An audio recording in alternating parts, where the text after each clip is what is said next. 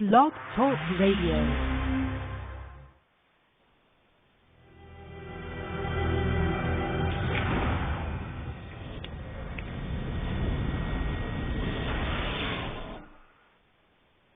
Hello, everyone, and welcome to Winchester Radio. This is a very special edition, and we're excited to welcome Jensene Eklzom to our podcast. Welcome, Jensen. Thank you. Is he still there? Hello? Did we lose Jensen? No, I'm here. I can hear you. There we go. Hi. Hello. Hey. Oh, I got muted. That sucks. No. Something happened in the crossover to on air. Sorry about that. But there you are. That's all right. Welcome, Jensen. That's all right. We're here. Radio. Everybody's here. Yeah. Thank you. Thanks for having me. So this is a new format for you. So welcome to podcast format. Yeah. Usually I just sit in a room with people who are shoving mics in my face. So this is nice. I actually just made my bed while I was talking to you guys. Terrific. You can scratch the back of your knee and we'll never know. Mm-hmm. That's right. Yep, it's just like talking to a bunch of friends on the phone. Except we are going Except how many people are actually going to be listening to this? Well, our biggest podcast listening audience was about 10,000. No, you're forgetting Misha. Nice. Oh, that's right. Misha's was higher. Jim Michaels was over 2,000, but Misha's was higher. Misha was 40,000? 35,000. Yeah. Mm-hmm. Wow. So basically 35,000 is the number to beat. Is that what you're telling me? Exactly. Yeah. Yes. Mm-hmm. All right. Then I'm going to need feedback from you guys. Make sure. All right. So what's going on? What's new? So we are going to interrogate you a bit. So fair warning. There will be questions. Are there some scandalous questions? You can make them as scandalous as you'd like. No. Not with 35,000 people listening. Minimum. Then that's a minimum. All right. Well, fire away. Okay. So firstly, let's get into one of the big things. Cain is it's a big thing right now. And warning being that the mark of Cain would come with some potential side effects. Can you kind of tease us about what we might expect to happen to Dean as a result of the mark? Yeah, it's imagine Dean on taking like a low dose steroid. It's starting to affect his emotional state. It's starting to affect his physical state. He's getting a lot more short-tempered, and he's feeling a lot more strength. He's getting a lot less emotional about situations and becoming just kind of more of a tool of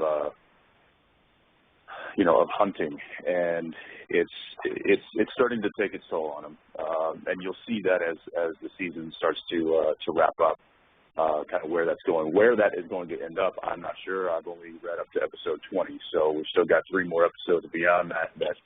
I'm obviously waiting to see how it all plays out, but as of right now, it's just kind of building up. Cool. Very interesting. Okay. Next question. It also means that I personally am having to do a lot more push-ups throughout the day.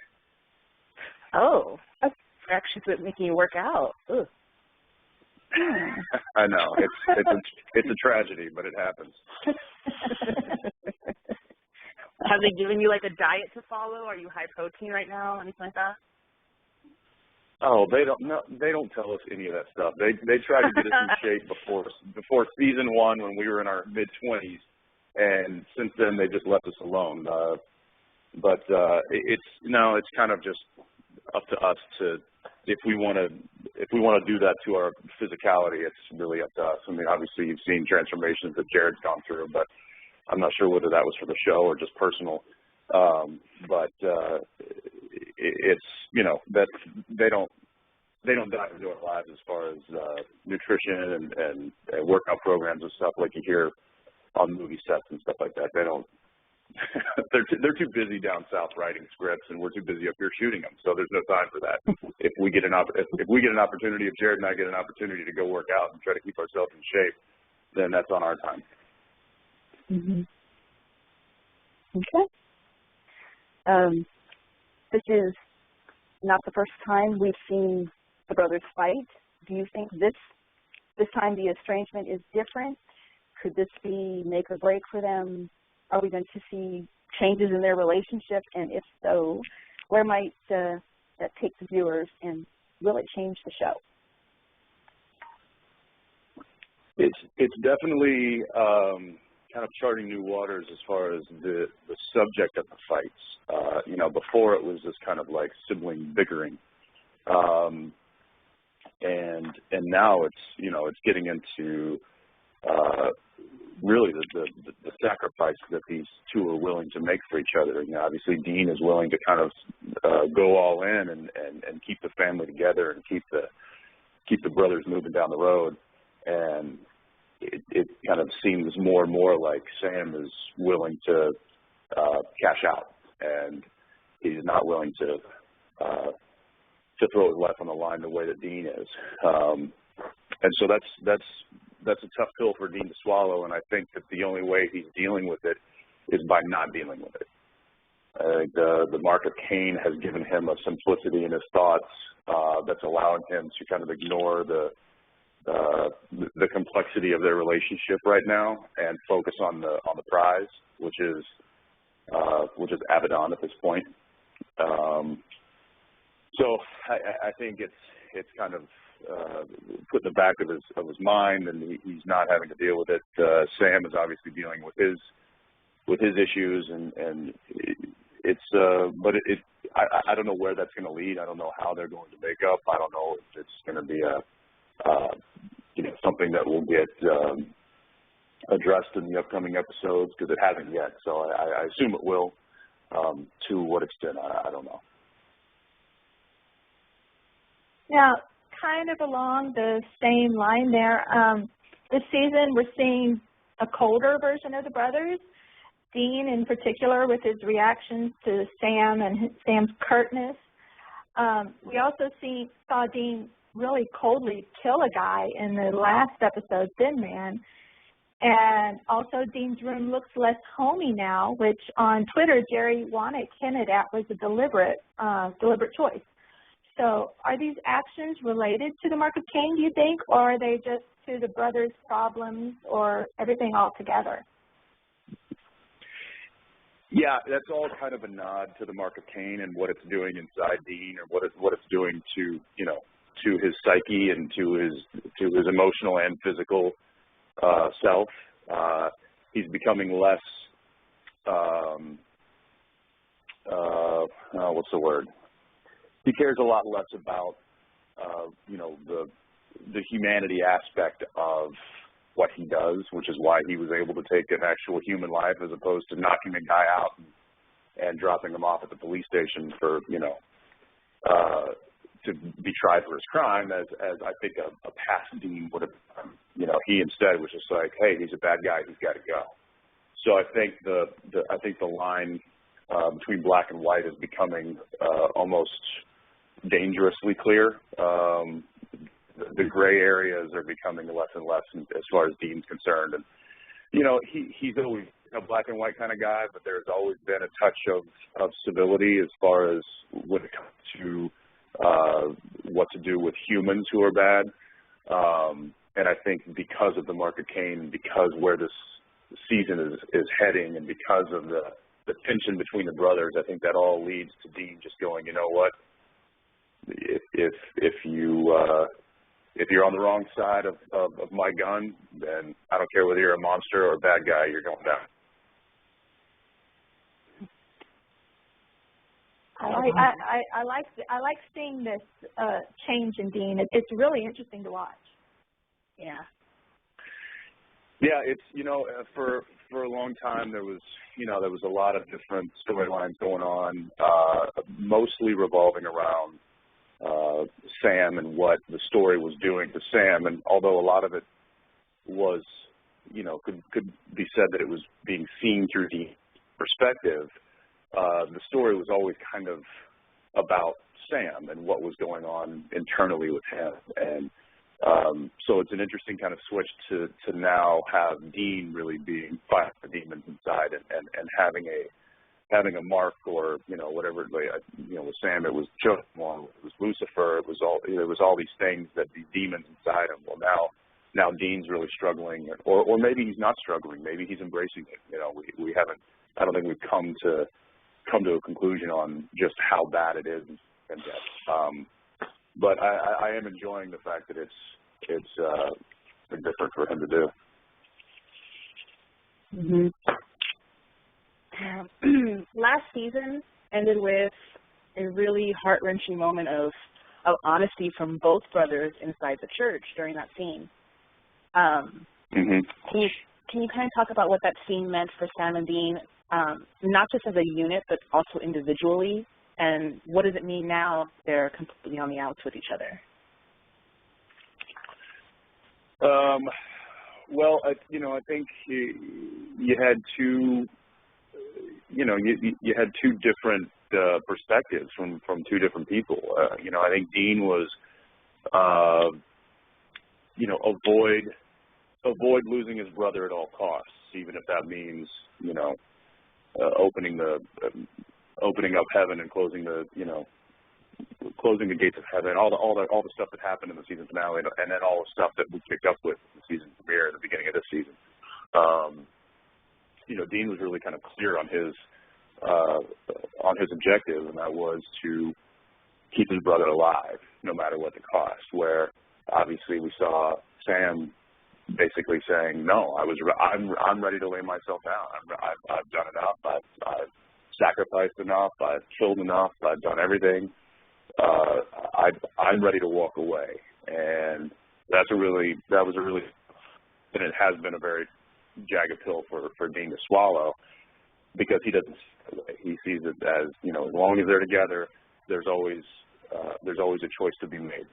And once they give up that choice, then it's, then they're going to allow themselves to possibly be, ruled by demons or angel or whatever. It could be utter chaos. Not that it's not utter chaos anyway, but it's at least they're still free to drive down the road and do what they want to do. So it's different ends of the spectrum as far as perspective goes from either brother, and I think that's been the underlying and the common denominator of tension throughout the whole season. It's just this, Dean wants it one way and Sam wants it the other way, and it all started with that church and what happened there, and then so yeah, it's interesting.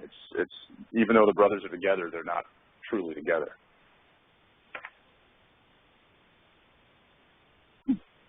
Okay. Speaking of Dean being affected by the mark of Cain and maybe doing things he would not ordinarily do, he's chosen to work with Crowley this season. And I think Dean and Crowley have great chemistry. You and Mark Shepard working together are so much fun and interesting. Do you feel like Dean made the right decision to trust Crowley? Do you have any thoughts? What does Sam really think of all this? And do you kind of know what's going to be coming down the road for Dean and Crowley? Yeah, the decision to kind of go off with Crowley was kind of on the heels of hearing or of Dean basically coming to the realization that everything he does, everything he touches is, and he can't save people, because even when he saves people, it's the wrong thing to do, apparently, according to Sam. And when he can't save people, he loses people who he should have been protecting, like Kevin. So the guilt, I think, really kind of drove him to extreme measures, and that being working with any and whoever to accomplish the mission that he set out to accomplish, which is find Abaddon and kill her. So I think that as far as his moral compass goes, I think that might have been shattered after Kevin and then after the conversations with Sam. So he's just doing what he can. He doesn't care. He doesn't care who he works with. He's just getting the job done. And as far as working with Mark, that was a lot of fun because it's always been Sam and Dean have always been this side of the field as far as working with Crowley, and Mark's a great actor. I think we all know that, and working with good actors is a lot of fun. So we had a really good time doing that. But as far as story goes, Dean is not above scraping the bottom of the barrel to do what he can or to get what he needs. And unfortunately, that's not going to sit well with Sam. So again, you've got conflict there.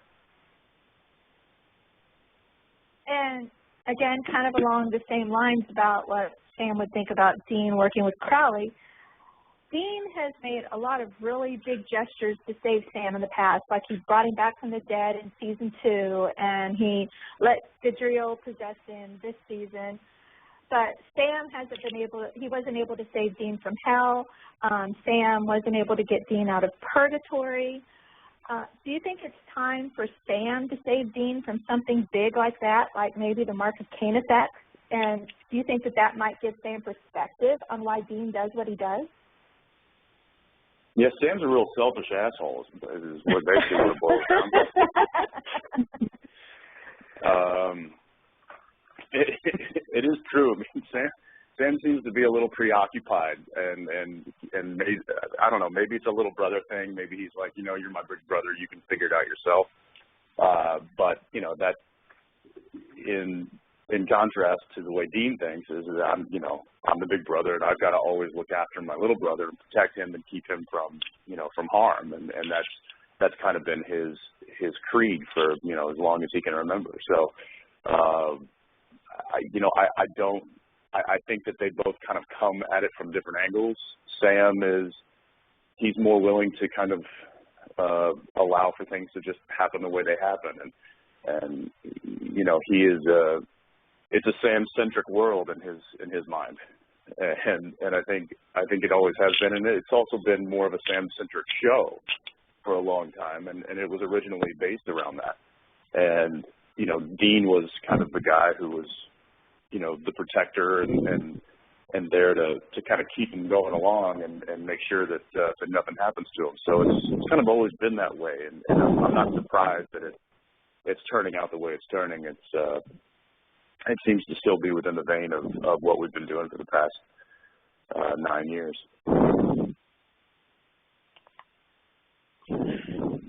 So, Sam and Dean, as well as Cass, have been very busy this season with so many various antagonists. We've got Gadriel, Crowley, Metatron, Abaddon, not to mention, various angels and various demons. Will we see these separate storylines begin to come together more, or is it very much everybody's busy fighting their own battles? Yeah, I would like it to kind of all gel together, and it probably will. I mean, they usually kind of bring it all back around, and and it all kind of comes to a head and together. I mean, there's it's funny, like there's people on the show that I have never even met because our storylines are so opposite. So they really compartmentalize the show this year to the point where stories are very separate. We don't even, we're like ships passing in the night as far as other actors and stuff go. So I think that at some point it does have to kind of all fall in together and all relate to each other at some point. And we're getting close to the end of the season, so I would assume that that's probably coming out pretty soon. Sounds good. we just found out the description that's released for episode 17, coming up in a couple weeks, that the episode's going to be going back to the history of men of letters and a return by Grandpa Winchester, Henry Winchester. Can you talk about that a little bit? Yeah, that's kind of another one of those things. Is Dinon came back to reprise his role of Henry Winchester, which is great. I think he did a great job the first time, and so we were excited to have him back. Unfortunately, I never worked with him because all of it was like flashback stuff as to what happened, back in the day, and so we never really even got a chance to be on set together. But it's nice because it does give a little hindsight into the history of what happened there and what happened with him, and it does kind of shed a little light on the Abaddon story. Yeah. Cool.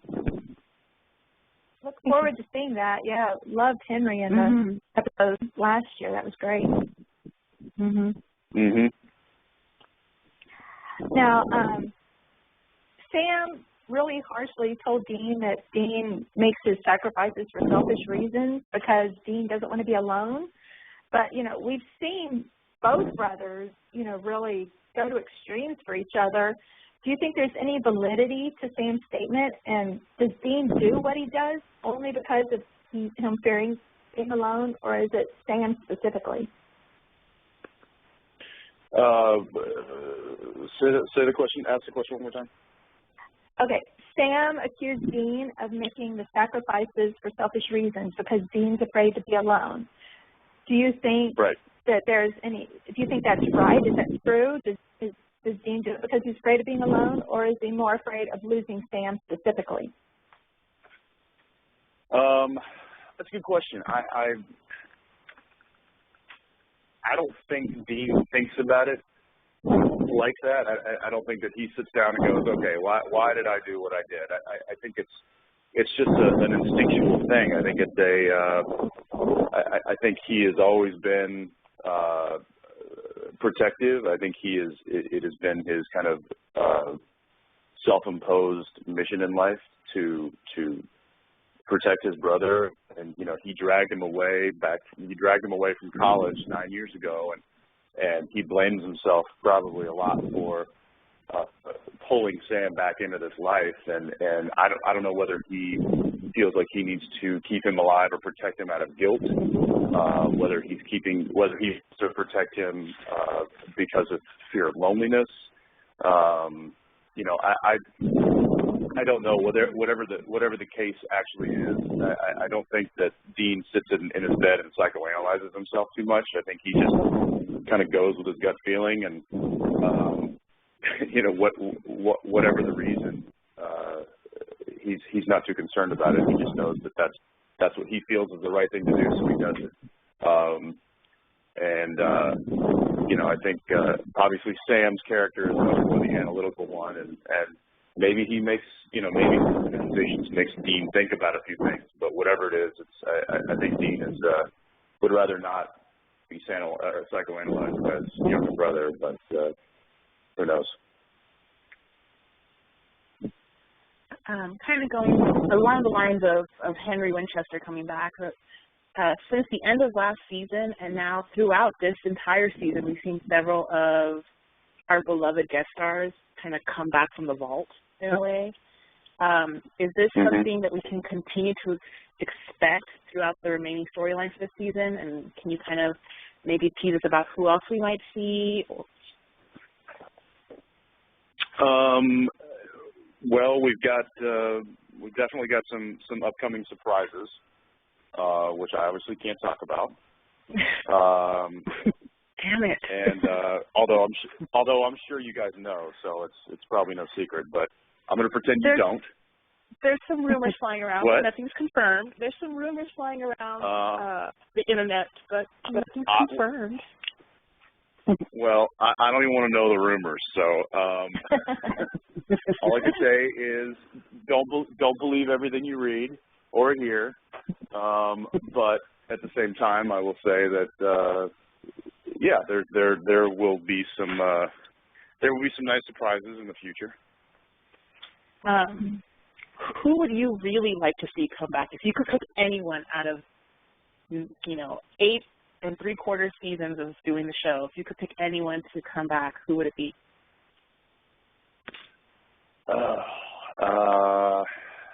That's really tough.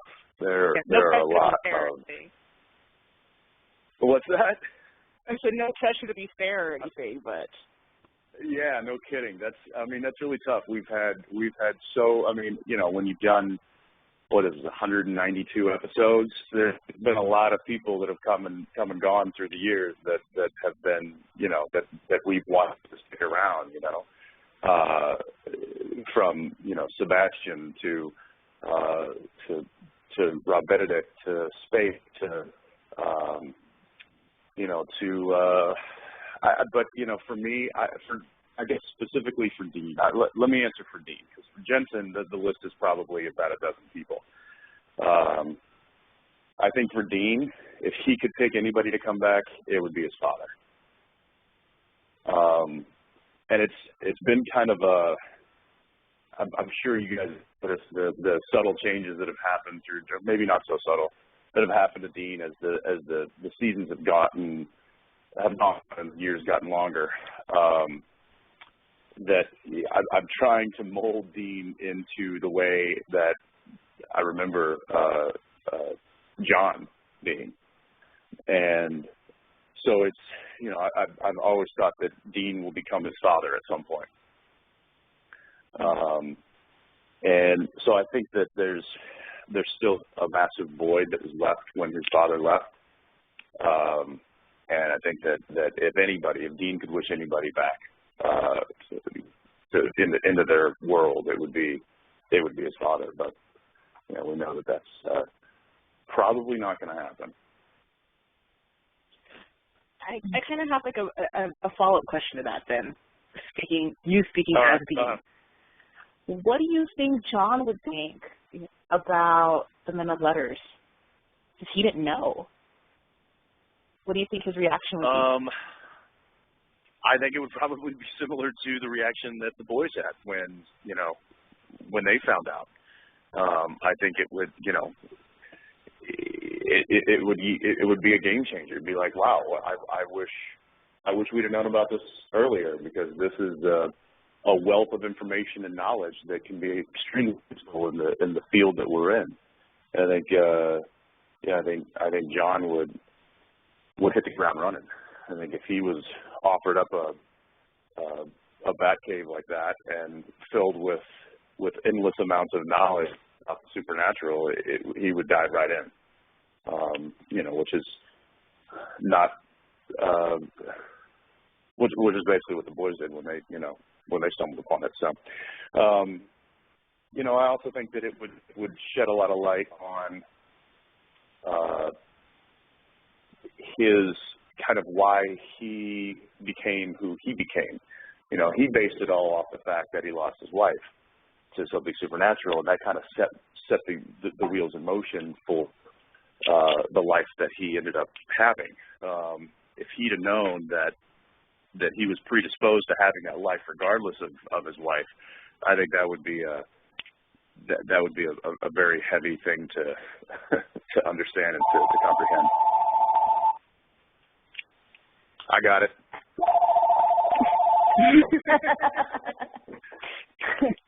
Oops.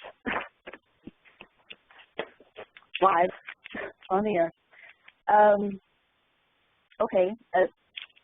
Speaking of characters coming back, and you talked about having some surprises come up. We hopefully the promo department will not spoil it, as Lauren Tom, we talked to her last week, and she said they went to such trouble to keep her name out of the credits and on, and then the promo featured her and Osric.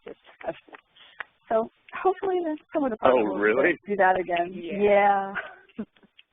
Yeah. Well, the Canadian promo department is lenient. There's a lot of moving parts with this with this operation, it's hard to keep up on every one of them. That's true. Stuff, but everybody was excited to see her and have her back. It was great, and we got Mama Tran and Kevin, and now Kevin is that's right. Bound to her until Kevin is back. And do you think the need to send Kevin to Kevin will be followed up on by Sam and Dean? Will it help in their drive to deal with Metatron and Gadriel and all that? Do we think that getting Kevin would help us? I'm sorry, getting Kevin to heaven. Everybody is stuck between the veils. Nobody's moved on to heaven. So right. Is that, okay. I think that it's definitely it's definitely something that if they can figure out a way to get him to heaven, that is high priority on their list. But I don't think it's the top priority. I think dealing with the situation at hand, dealing with Metatron, dealing with Abaddon, and all of the stuff surrounding that, I think is obviously the task at hand. And then once they figure out what's going on there, then they can start to go back and help out the people that need something done. Okay, now on a completely different subject. For years, Supernatural, is referred to as the little show that could, and now it's spawning a spinoff. How do you feel about being part of something that is expanding, like this, and how do you think current Supernatural fans will connect to the spinoff? It's a good question. I don't know. I'm always weary of spinoffs. I feel like it's I don't know. I always feel like it's a better version of the original. Not to say that it can't become something on its own, which we've obviously seen. What is it? The originals. They're standing on their 2 feet. And so look, can it work? Sure. Will it work? Who knows? That's the same with any show. Any kind of show that is any pilot that's being made right now, has it's like an 86% failure rate. So I think that the fact that they can attach themselves to a show that has been successful to an extent might give them a slight edge in doing well, but at the same time, they've got to understand that they're going to get a lot, assumingly, tether a lot of the audience that we have, and they've got to deliver. We haven't gone 9 seasons by phoning it in. So, and I think they will. I think that they've written a good script. I think they've got a decent cast. So any of them, I'm going to meet them in a couple of hours actually. So it'll be interesting to see if they can parlay what we've spent 9 years kind of creating, and they could parlay that into something slightly different and something successful. Whether that happens, I don't know. I don't pretend to know the ins and outs of network television and what makes a show work well and what doesn't. I just know that if I show up on work and I know my lines and hit my mark and try to do the best I can, they leave me alone.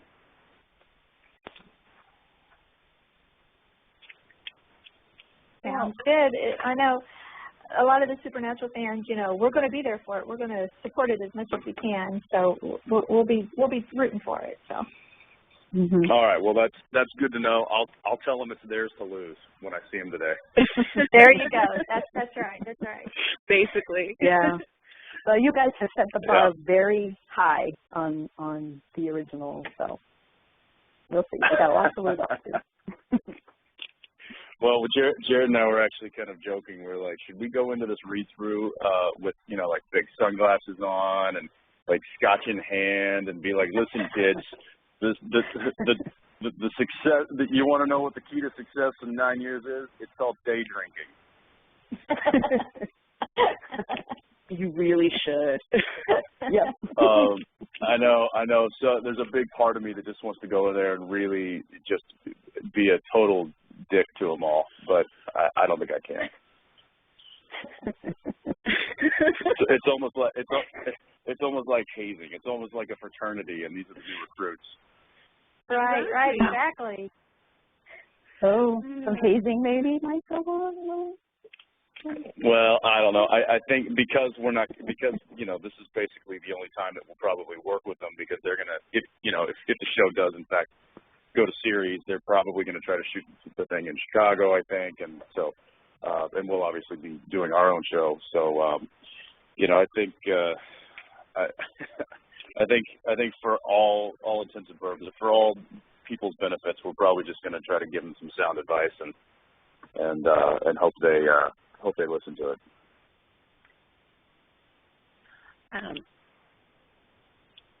You played Dean Winchester for nearly a decade. It will be at least a decade, coming up. Kind of as you look back on the character and his evolution, can you maybe touch on some of the storylines that you feel have shaped Dean as an adult, primarily?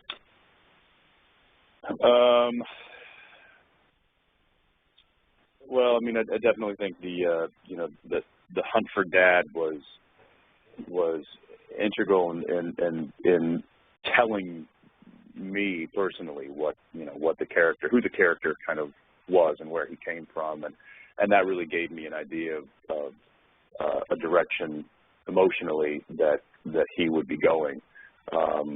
So for the first couple of years, that was those were the growing years. And then as of more recent, I think that the Purgatory story was very, very heavy-handed in kind of shaping the way Dean thinks about his life and other people's lives, and about the whole kind of situation, heaven, purgatory, hell. I think it helped clarify a lot of questions that he had as to maybe his purpose. So and not to mention, I just really enjoyed that storyline. I enjoyed the characters that were brought on by it, and I enjoyed the sets that we got to film in, and the way that they shot. I just thought it was a really cool thing. But I think more importantly, Dean was really affected by that. And I also think that another one that's probably high on the list is when Sam was drinking the demon blood, and he was having to basically watch his brother go it alone and deal with this situation that he was dealing with, and he felt helpless. And I think that really lit a fire in Dean as far as, I'm not going to sit here on the sidelines and watch my brother go down in flames. I'm going to do something about it. I think that was very telling of kind of his character, and telling as to who he is and who he will be in the future, and we're seeing it. We saw it again last season and this season. So there's definitely been things along the way that have helped shape who he is, and it's continuing. He's still kind of, as most humans are, we're kind of ever evolving. So these guys are no different. And to that end, if there were any decisions that Dean has made over the years that you could revisit and possibly alter in some way, what would they be if you were to do so?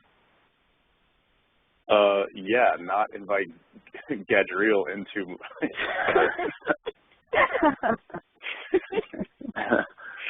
I think that's number one on the list. Okay, valid. That was a big one. Yeah, that's a good one. I think that was one of the reasons that Dean just kind of felt the way he did, where everything he touches, turns to crap, and he I think that put him in a mental space where he was able to kind of go off and work with Crowley, and because he didn't care. He didn't care who. Well, that's not true. He didn't care who he could affect. He just didn't want it to be people he loved. So it was, yeah, I think if Dean had an opportunity to go back and revisit that situation at the beginning of the season, I think that he would have maybe tweaked a few things.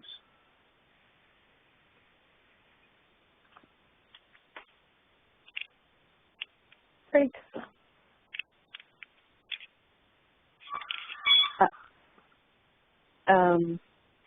There have been times that you had played Dean as Dean up against Jared playing Sam as Gadriel, Ezekiel, many different incarnations, and you always seem to keep Dean very steadily as Dean, and that's not easy. What is the toughest part of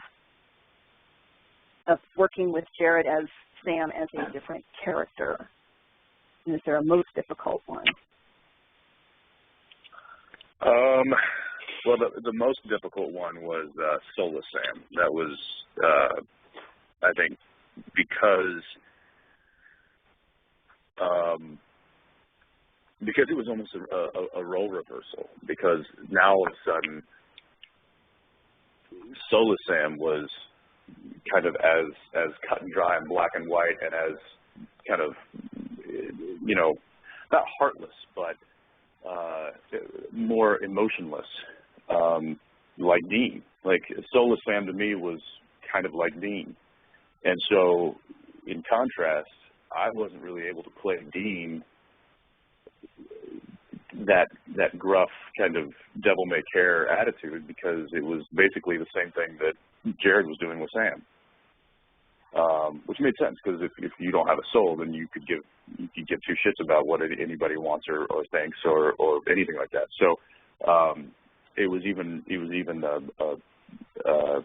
more so than the way I played Dean. So I had to really kind of dial that back, and it was really difficult for me to kind of I don't know. I felt like I turned Dean into like a whiny bitch that season, and that was really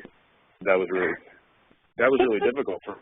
I don't like playing that character personally, and I didn't like seeing like that either. So, you know, what Soulless Sam did to Richard Dean that particular season was you know, that was tough for me, because to me it was like the like I said, it was like the whiny bitch side of Dean that I don't like to play and I don't like to see. But unfortunately, it was kind of necessary to contrast what Jared was doing with Sam. You know, that being said, there's been other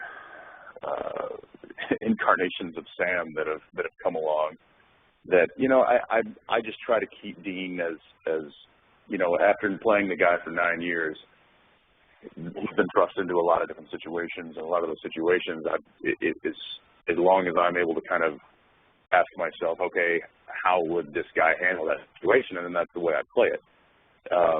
So I just always go back to, you know, how I always have seen Dean and how he has handled situations in the past, and then that helps kind of shape my thoughts of how to play him. You know, and I remember when they came to us with the idea of the French mistake, and I was like, listen, you guys can do whatever the hell you want to do. As long as you're not asking me to do something other than play Dean, I'm fine, because I know how to do that. And at this point, I now know how to portray him in just about every situation. Maybe not every situation. You know, I don't want to say 100%, but I think I know the different aspects of how to play him when he's dealing with whatever he's dealing with, and that's no different when it comes to what's going on with Sam. You know, whether he is Gadriel or Ezekiel or Sam or Soulless Sam or Lucifer, or, you know, whatever many faces of Sam they've created over the years. I think that the Dean, there's always a piece of Dean that is there. It might just be tweaked in order to contrast what's going on with Sam, but there's always a common denominator there, and as long as I feel like I'm in a safe place. Now, I have two completely different questions. So the first one I'm going to ask, can you confirm for us here where everybody can hear that you do not have any social media? You're not on Twitter, Facebook, Instagram, Skype?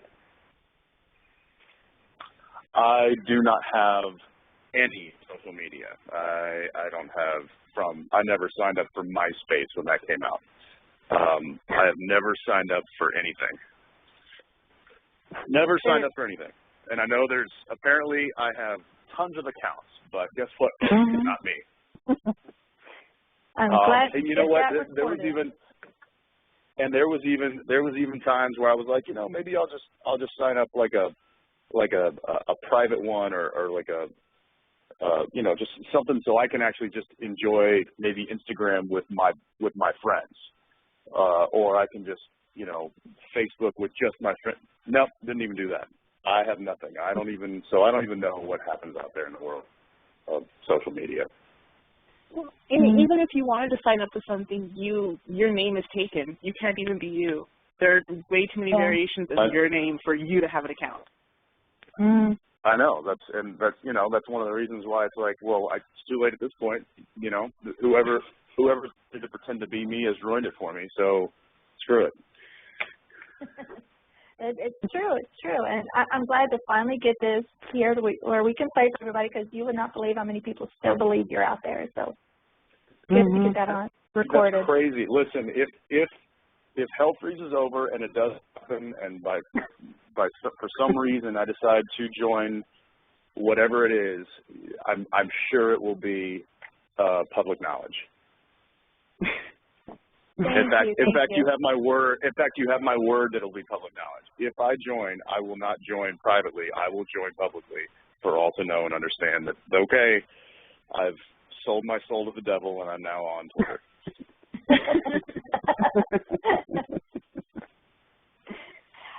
Now, my other question, completely different. We're going to soon be seeing Misha's big supernatural directorial debut. How is working with him as a first-time director? Did he ask you for any advice? And the most important question, can you tell us more about the pie in the face pranks? I don't know what you're talking about.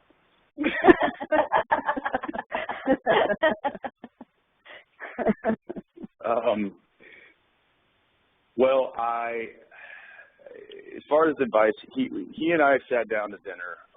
This was maybe a couple of weeks before he was supposed to start prepping, and I unloaded on him as much advice as I could think of that I would want, that I would have wanted somebody to tell me, and also some advice that I did actually get before I shot Weekend at Bobby's.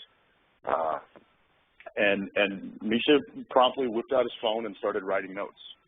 So I don't know whether any of those things helped him or whether he was just writing an email to somebody and not listening to me. I don't know.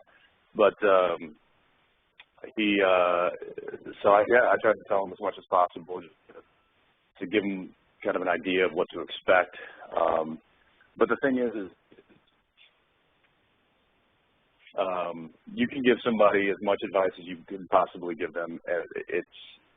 It seems to all either get washed away or just get put aside, because when you're actually in it, then it kind of instinct and personality take over.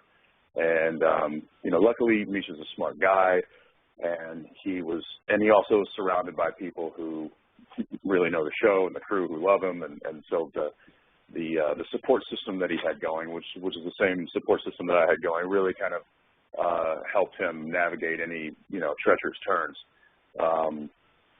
And unfortunate or fortunate for him, I don't know. You'll have to ask him this. Jared and I didn't work very much on that episode. I think we only worked 3 days on his episode. It was a big. Who was it? I don't know. I wasn't working, so I wasn't there. So we had to get in some had to get in some hazing like day one. Unfortunately for him, we didn't even get to like stretch it out over an 8-day shoot. It was like, oh, we're only in today and tomorrow, so sorry, buddy, you're gonna get hazed pretty bad. He took it in stride, and it was, you know, that's yeah. I actually blame you guys because there was so much build up on what we were gonna do to him that it wasn't. We couldn't not do anything. So it's really the fault of the fans that he, you know, whatever happened to him happened, and I don't take responsibility at all. It's his fault. He's the one who said he was terrified of what you guys were going to do to him. Yeah, exactly. So, you know, we were just filling prophecy. Right, right. Who came up with the idea of the pie? So we saw the pie in the base twice, but was there anything else we didn't get to see on video? Well, there was a lot that didn't get done. Let me put it that way. There was.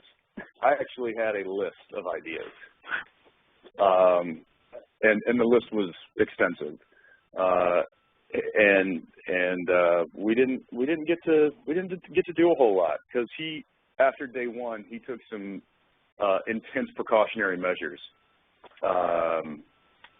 So, you know, there was some good ones that we, unfortunately, that, you know, really the only one that paid off was pie in the face and twice, and Jared got his script.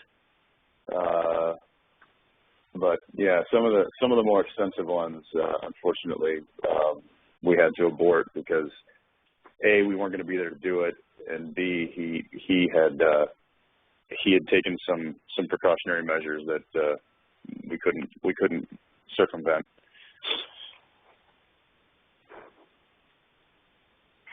Well, Jensen, we have to thank you so much for talking to us today. It's just been an absolute pleasure, and we really, really appreciate you taking your time to come out and talk with us. Absolutely. Thanks for hanging out, and hope to see you guys in Las Vegas. Yeah. We're not. None of us are going. No. None of you guys Chicago. are going. No. All right. All right. See you in Chicago. Vinny and I will be in Vancouver, and you'll see Susan in Chicago. And I'm possibly all going right. to DC, Sounds good. but still up in the air. All right. Well, that'll be a point. first. I'm excited about that one. Yeah. What's that? I've never been that far east. I'm a very south and west kind of person, so we'll see. those all right. Well, sometimes it's it's good to it's good to venture out. If there's a reason for that, then so be it. But we will see you soon, and you guys thank you for talking have a great have a great weekend, and we'll see you soon. Have a great afternoon, Jensen. Thank you. Bye. Thank you. All right. Bye-bye.